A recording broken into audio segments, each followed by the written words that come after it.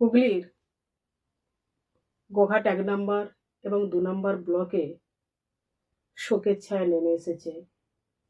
তার কারণ, কুম্ভর দিকে যাচ্ছিলেন স্বরূপ সাহা, যেনার বাড়ি সাতবেরিয়া, গোঘাট ২ নম্বর ব্লকের অন্তর্গত। সকলের পরিবারকে নিয়ে সকলে মিলে যাচ্ছিলেন কুম্ভ। যিনি চালাচ্ছিলেন রজব আলী ওরফে রাজু। অত্যন্ত ভালো মানুষ, দুজনই খুব ভালো মানুষ। হঠাৎ ধানবাদের হাই রোডে গাড়িটি অ্যাক্সিডেন্ট হয়। এখন পর্যন্ত ৬ জন মারা গেছে। অত্যন্ত মর্মান্তিক, অত্যন্ত মর্মান্তিক, অত্যন্ত দুঃখের জনক। শুধু ওনাদের পরিবারে যে চোখের ছায়াটা নেমেছে আমি বলবো না, সার্বিক গ্রামবাসীদের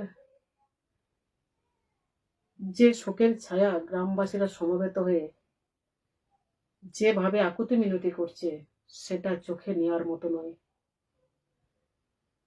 ওনাদের বডি রাস্তায় আসছে, ৬ জনের বডি, ভাবতে গা শিহরণ হয়ে উঠছে। ৬ জনের বডি রাস্তায় আসছে। একটা পরিবারে তো চাবি তালা রয়েছে।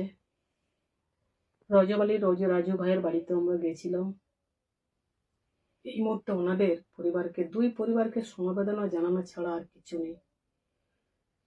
এই ধরনের মর্মান্তিক দুর্ঘটনা যেন কারোর জীবনে নেমে আর না আসে।